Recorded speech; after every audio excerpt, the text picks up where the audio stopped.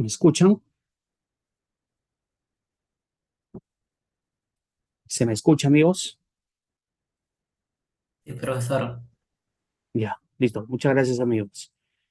Como ustedes bien saben, el día de hoy se debería estar tomando el parcial, pero por cuestiones que no está bajo nuestro control, se posterga el parcial para la siguiente semana, para el siguiente lunes. ¿Estamos? Entonces, lo que íbamos a hacer la próxima semana lo haremos el día de hoy. Entonces, para el día de hoy está programado el tema de la programación orientada a objetos, es decir, a partir del día de hoy ya empezamos a ver la parte visual de la programación orientada a objetos, ¿no? Ustedes ya llevaron un curso de programación, del cual es pues, la programación estructurada, y el día de hoy conmigo vamos a ver la programación orientada a objetos. Empecemos pues, mis ilustres. Eh, Todo parte por un proceso de abstracción de la realidad y o nuestro contacto con la realidad. Y el proceso de abstracción es la capacidad de examinar algo sin preocuparse de los detalles internos con el propósito de poder rescatar la esencia de un acontecimiento, un acto, ¿no? Y el punto es, si yo abstraigo la esencia de ciertos aspectos de la realidad, entonces eso significa que puedo documentar y puedo interpretar y o puedo modelar de repente, ¿no? Entonces, el punto es de que la programación orientada a objetos o el estilo o la metodología abstrae ciertas características de la realidad que no es, digamos, capturada por la programación convencional o la programación estructurada. Eso significa que la programación estructurada pues tiene cierto tipo de debilidades que nosotros vamos a enfrentar de mejor manera con la programación orientada a objetos, ¿no? ¿Cuáles son algunas debilidades de la programación estructurada? Bueno, la capacidad de manipulación y o mantenimiento es tediosa, contribuye a la generación de errores, por ejemplo, ¿no? Entonces, la programación estructurada tiene cierto tipo de falencias. Entonces, no existe separación conceptual de datos y código y el mantenimiento se agrava a medida que el proyecto crece. Entonces, frente a la imposibilidad y o versatilidad de la programación estructurada, es que emerge como opción la programación orientada a objetos. Si no me equivoco, ustedes de todas maneras, en su último curso de Progra, llevado hace, qué sé yo, de repente un año, año y medio, ustedes vieron seguramente la introducción a la programación orientada a objetos, pero en una herramienta que se llama, pues, el lenguaje de programación C++, ¿no? Pero la filosofía no deja de cambiar en el lenguaje que vamos a ver el día de hoy, que es el lenguaje Java, ¿no? Dicho sea de paso, estimados amigos, bueno, a través del delegado probablemente ya se les ha informado, yo he compartido, y bueno, ustedes han debido recibir un correíto con el instalador del NetBeans. Me confirman con un pulgar, mis queridos amigos.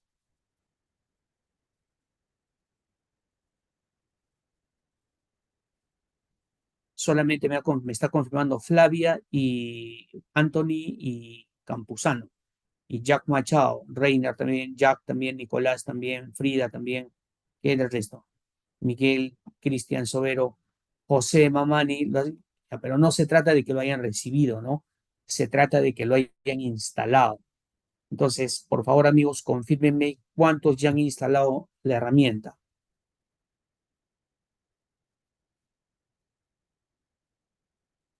Pulgar, ¿quiénes ya lo han instalado? Pulgar, por favor.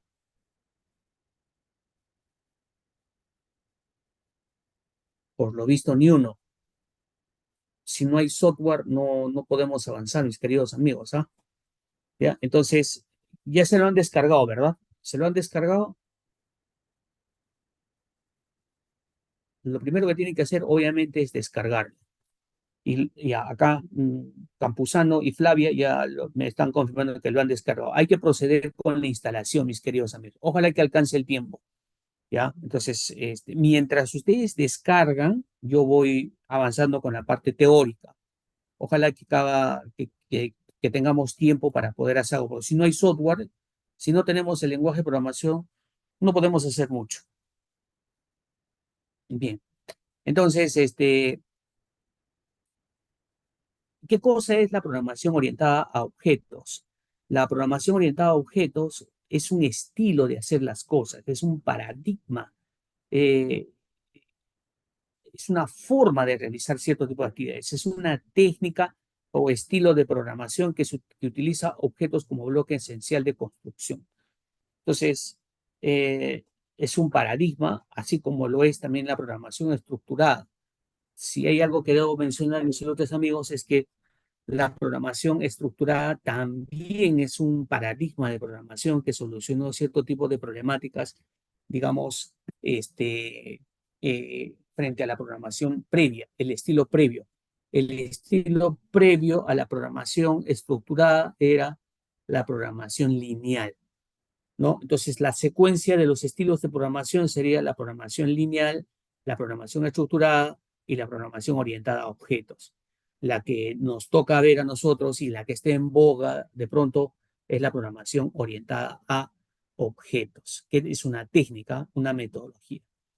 Entonces, ¿cuál es el punto, mis amigos? Cuando yo observo la realidad, voltee, vea donde vea, lo que yo veo son componentes encapsulados, objetos, para ser preciso. Yo observo, volteo hacia la izquierda, veo objetos.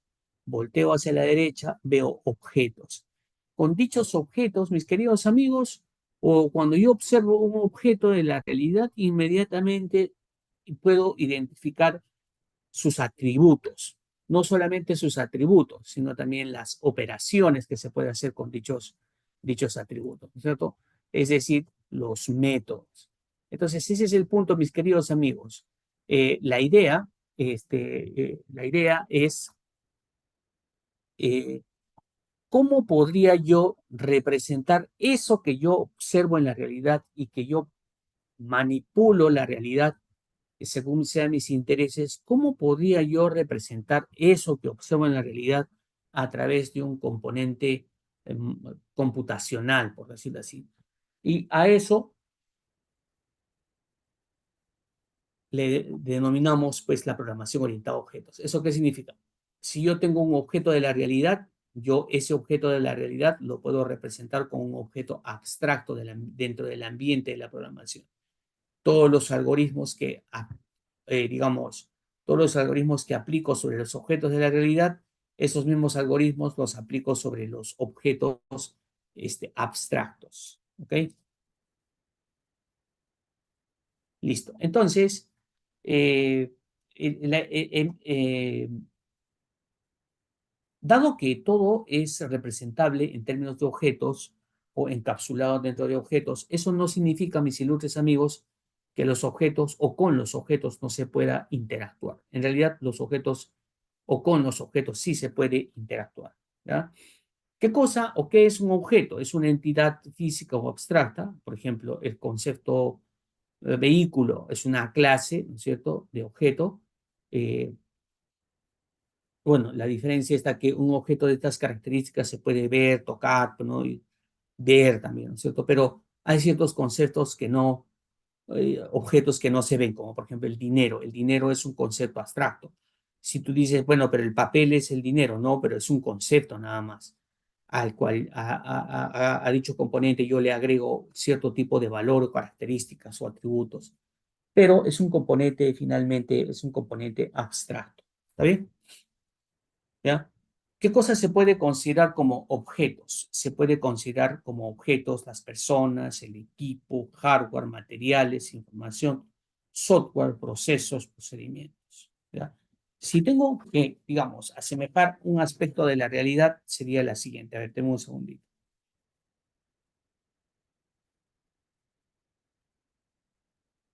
Miren ustedes acá mis ilustres, tengo un segundito. Miren, esto que voy a graficar de alguna manera,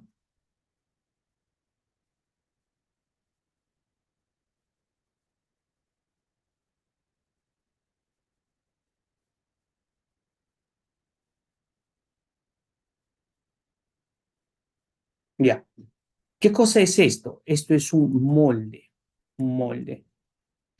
¿Ya? ¿Y qué cosa vendría a ser? Esto, digamos, vendría a ser la tortita, ¿me entienden? ¿ya? La tortita. En todo caso, la torta, como ustedes pueden observar, adopta la forma del molde. Esto deben recordarlo ustedes en C++. Int A. ¿Se acuerdan de esto, mis amigos? En C++, como no, lo utilizamos constantemente. Entonces, ¿qué estoy haciendo acá? Acá lo que estoy haciendo es declarar una variable del tipo entero. Pero prácticamente, cuando yo digo A es del tipo entero, es como decir que A está adoptando la forma de int.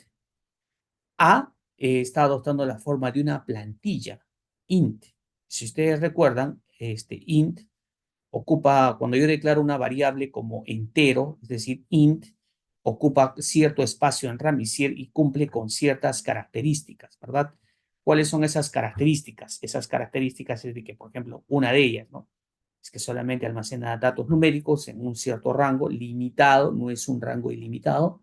Por otro lado, ocupa 4 bytes, ¿no?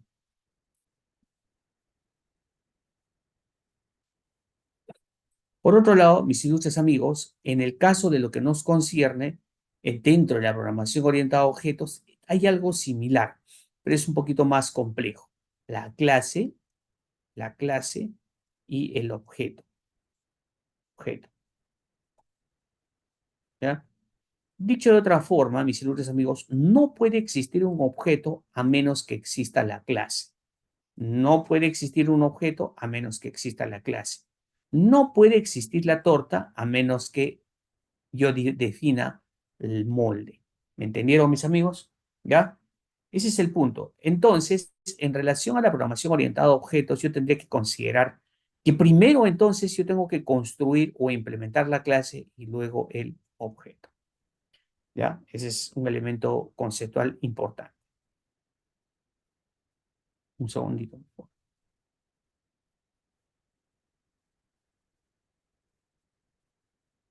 Ya. Continuemos ahora con algo.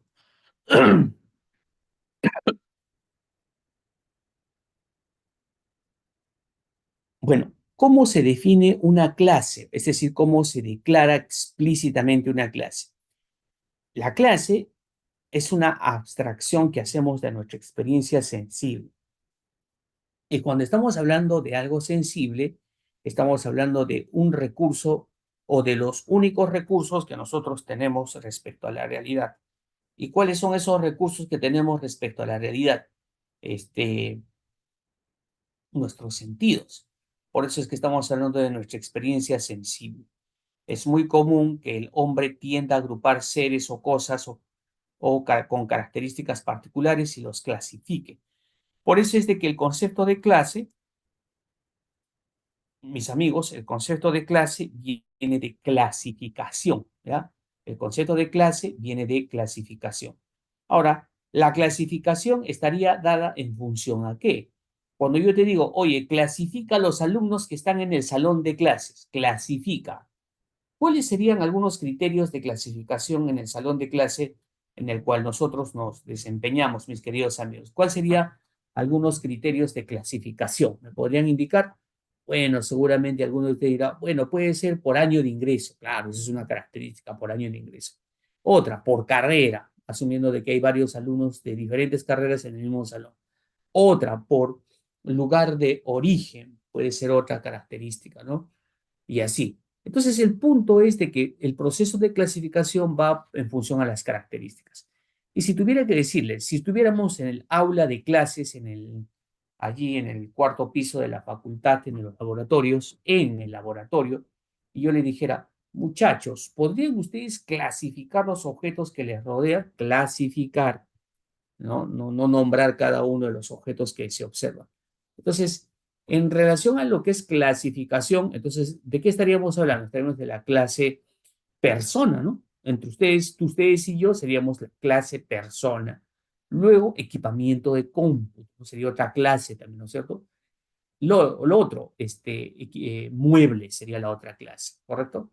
Entonces, yo no podría mezclar los atributos que le conciernen a la computadora, no podría asociarlas a la persona y viceversa. Yo no podría asociar los atributos de la persona con respecto a los atributos de equipamiento de cómputo. Cada uno esboza o tiene diferentes atributos que le pertenecen a un conjunto de objetos que están presentes en el laboratorio, pero que pertenecen a una clase. Entonces, es un elemento importante. Las clases, mis queridos amigos, se identifican en función a la homogeneidad de los atributos y las operaciones y o métodos también se le llaman, mis buenos amigos. ¿Ya? Para la construcción o la implementación de una clase se utiliza la palabra reservada clase y una clase contiene dos componentes, atributos miembro y métodos miembro. ¿Ya? Entonces son dos características y explícitamente la declaración de una clase se hace como lo que ustedes están viendo en pantalla. Se utiliza el concepto de public class y el nombre de la clase. ¿Está bien? ¿Ya? Y la forma y el otro componente de una clase es su constructor. Deme un segundito, por favor, a ver, un segundito. Un segundito nomás ahí.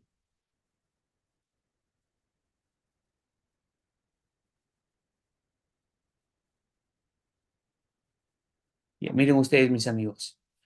Acá voy a poner, por ejemplo, diagrama de clases en Internet. ¿Ya? Vamos a ver. Ven ustedes acá, por ejemplo, acá tengo un ejemplito de diagrama de clase. Vamos a ver por acá. Entonces, si observan ustedes acá, o sea, acá se ve mucho mejor. Vamos a ver algo más grande por acá. Vamos a ver acá.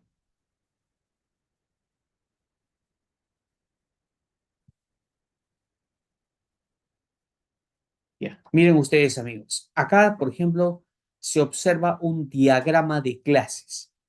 Más o menos es parecido a un modelo físico de base de datos, como ustedes recordarán y ya tienen dominio. Entonces, pero aquí, en este caso, no se trata de tablas, no se trata del relacionamiento de tablas, aunque es muy parecido. Acá de lo que se trata es tener relacionamiento entre clases. Y una clase está compuesta, miren ustedes, de dos secciones explícitamente. Aquí, esta sección que estoy señalando acá, esta de acá, corresponde a los atributos. Y esta sección que estoy señalando acá, esta corresponde a los métodos. Entonces, mis amigos, una clase, ¿de cuántas partes se compone? Una clase se compone de dos partes, atributos miembro y métodos miembro. ¿Estamos claros, amigos? ¿Ya?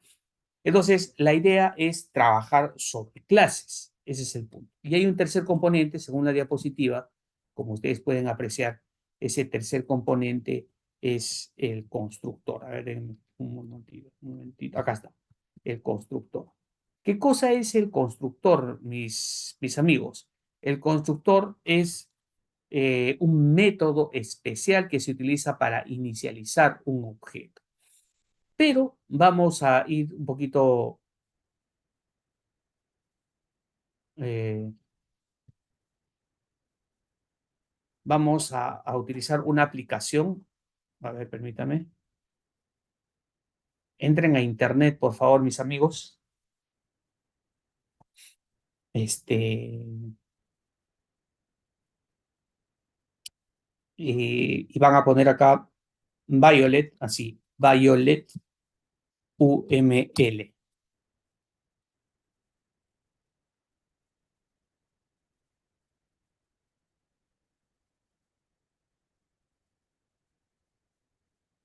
Y la página que vas a tener acá es la de SourceForge. Ingresa y descarga. Ah, no, pero antes de hacer esto, mis amigos, tienen que tener el Java instalado, el Java o lo que les he compartido. Entonces me pregunto, mis amigos, ¿cuántos de ustedes ya tienen instalado el NetBeans? Levanten el pulgar. Solo dos personas están levantando la mano. Mi amiga Flavia y mi amigo Daniel y mi amigo Nicolás, mi amigo Anthony y mi amigo Miguel. Solamente cinco alumnos han levantado la mano. ¿Qué hay del resto?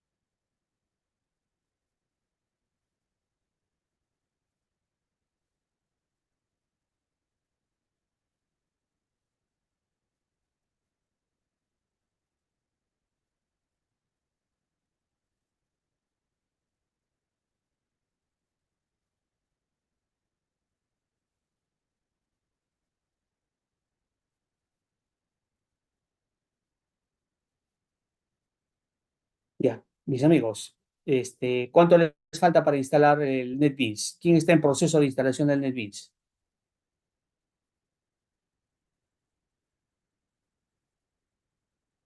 20%. Cristian Sobero. ¿Quién más?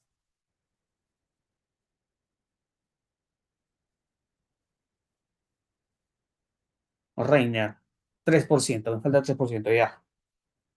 Ya. Entonces, ¿qué les parece si nos volvemos a juntar en 10 minutitos? ¿Les parece bien? 10 minutos. Y espero de que ya todos tengan instalado el NetBeans. Porque si no hay Java o la herramienta, no tiene sentido. No, no vamos a poder avanzar. Ya. 10 minutitos entonces.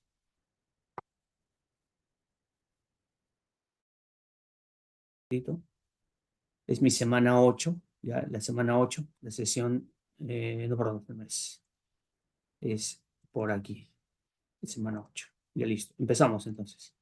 Voy acá, File, New, Static View, todos conmigo, por favor, mis amigos. Antes de ver esto, vamos a empezar con algo simple, ¿ya? Vamos a reconocer nuestra herramienta de trabajo, que en este caso es el NetBeans. Entonces acá en el buscador de programas pongo NetBeans,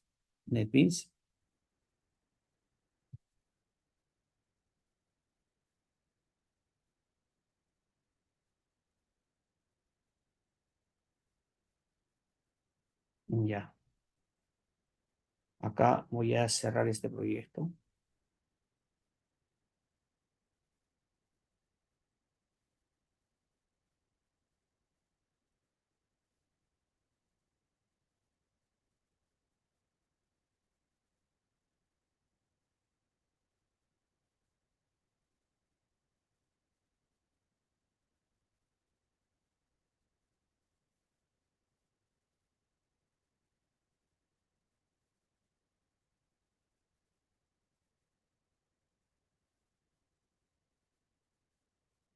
Ya.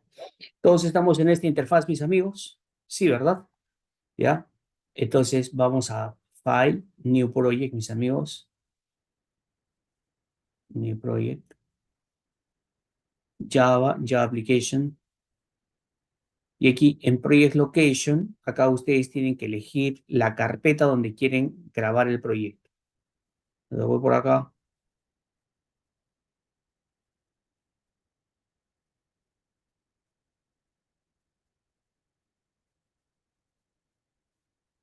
en el 25.2, base de datos, semana 8, abrir, finish.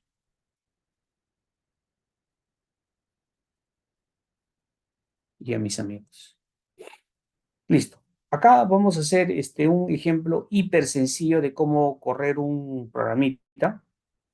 Acá en Source Package, botón derecho, New, Java Class, mis amigos, Java Class. Y acá vamos a ponerle como nombre de clase ejemplo 1.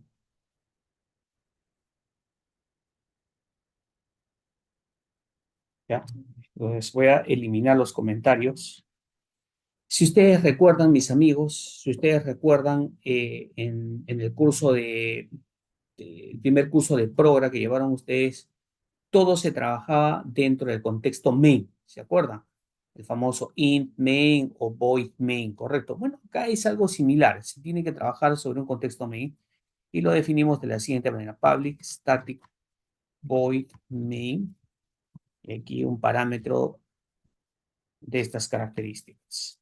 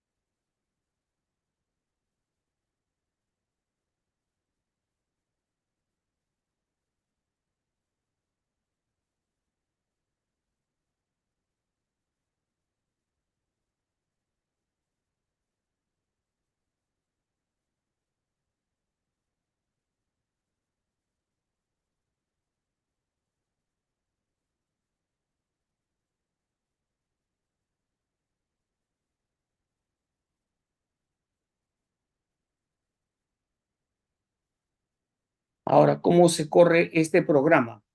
Sencillo. Graben, amigos, graben.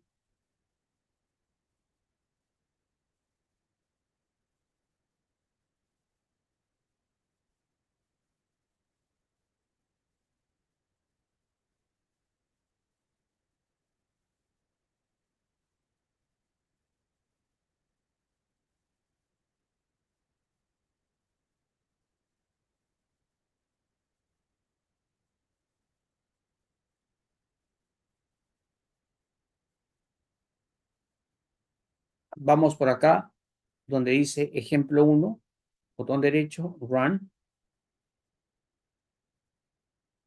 y ahí está. Noten ustedes acá. Se trabaja con una consola, digamos que este de aquí, que es el output es este de acá, o este, digamos que ese es el medio de interacción, y simplemente ejecuto, pues, ¿no? Ejecuto por acá, ejecuto, run, ahí está. ¿Estamos, amigos? Algunas consideraciones remitiéndonos directamente acá. Miren ustedes, cuando creo yo un proyecto Java, me crea una carpeta, como ustedes están viendo acá, es una carpeta.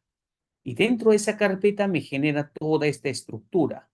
Y dentro de esta estructura hay una carpetita llamada src, que vendría a ser el source, el código fuente. Doble clic allí, y aquí tengo ejemplo uno. ¿Estamos, amigos? ¿Ya?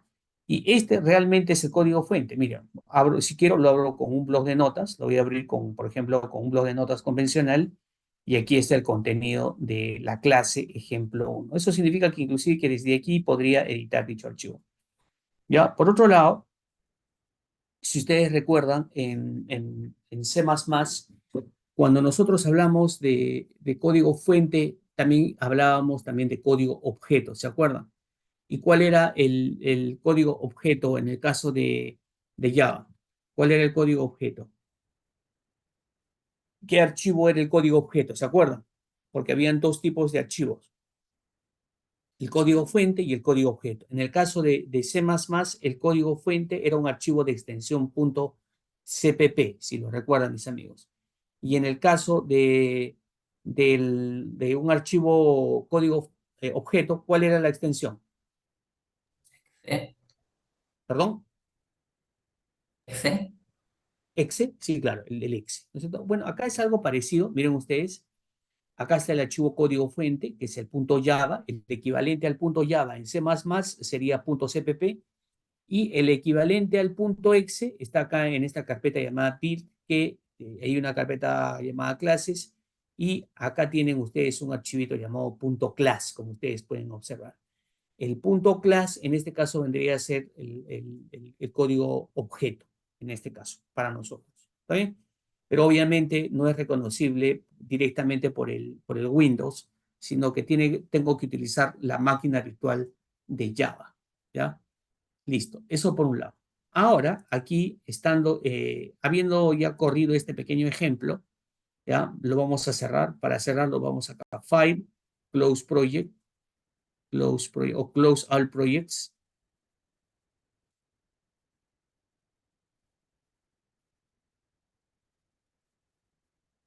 Ya. Entonces vamos por acá. File, File, mis amigos. New. Static View, Static View, Static View. Class Diagram. Diagrama de clase.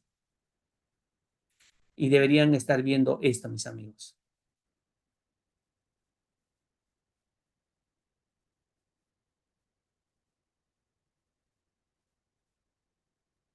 ¿Ya? Entonces, estando acá, nos vamos a acá donde dice Package, selecciono Package y hago un clic acá y se va a generar este icono. Los paquetes son administradores de clases. Entonces, hago doble clic acá, doble clic, perdón. Con el botón Select, selecciono los objetos y también doble clic para editar y aquí Big, listo. Y dentro del paquete, una clase. Y la clase va a ser una clase, digamos, curso, algo simple, básico. y va a tener los siguientes atributos. ID curso del tipo entero. Estoy utilizando el lenguaje natural en este caso. Desc curso del tipo cadena. Y aquí créditos del tipo entero. Y aquí el método que voy a tener es el de reporta datos. Reporta datos. Y este va a ser del tipo cadena. ¿Ya? Bueno, yo les había compartido una imagen. A ver, denme un segundito. Era esta, si no yo, ¿dónde está? Vamos a ver, un diagrama de clase. Diagrama de clases. Ah, creo que lo tenía en Paint. Ah, acá está. Listo. Entonces, pueden notar ustedes, amigos, acá en este diagramita de clase hecho con alguna herramienta X por ahí, que una clase se compone de dos partes. Los atributos miembro, que vendrían a ser estos de acá, y los métodos miembro, que vendría a ser este de acá. Este método miembro. ¿Estamos? Atributos miembro y métodos miembro. ¿Ya? Listo. Entonces, ese es el punto. Atributos miembro y métodos miembro. Entonces, lo mismo pasa acá. Miren, lo primero que he definido acá, mis ilustres amigos, son los atributos miembro y métodos miembro. Este es mi diagrama de clase. Voy a grabar este único diagrama de clase compuesto por una única clase. Me voy a File, Save, Save, grabo, y voy a elegir el lugar donde quiero guardar.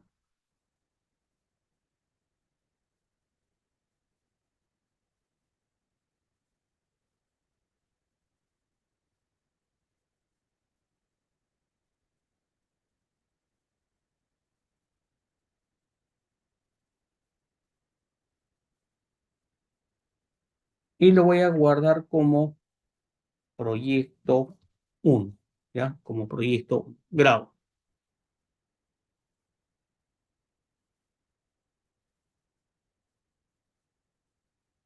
¿Listo?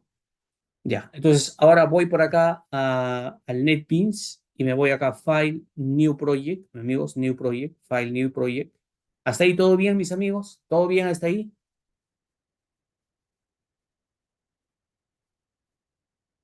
Bueno, New Project, Java, Java Application, Next, y elijo la carpeta. Felizmente ya tengo la carpeta previa.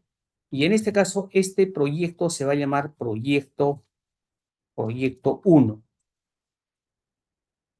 Y aquí lo tenemos, proyecto 1. ¿Ya? Y según nuestro diagramita de clase, el proyecto perdón, la clase está dentro de un paquete. El paquete en este caso es bin. Como consecuencia, aquí botón derecho, mis amigos, botón derecho, new, y aquí voy a generar un Java package, un paquete Java. Y aquí sería bin.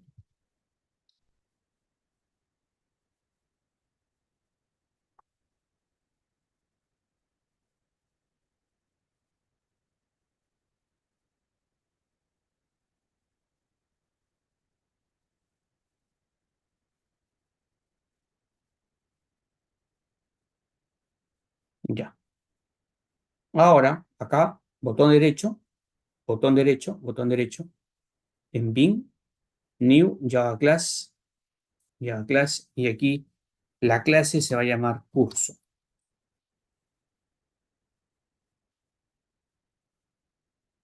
Los comentarios en Java son idénticos a los comentarios en C. Es decir, puedes utilizar el doble slash, así como el, el slash doble asterisco, y para cerrar asterisco y el slash, si quisieras. Bien, los atributos miembro, según mi diagramita de clase, para la clase curso, serían los siguientes. Private, int, id curso, id subión curso. Luego, private como string, desc, curso. Y aquí private, int, créditos. Y a continuación, lo que vamos a definir es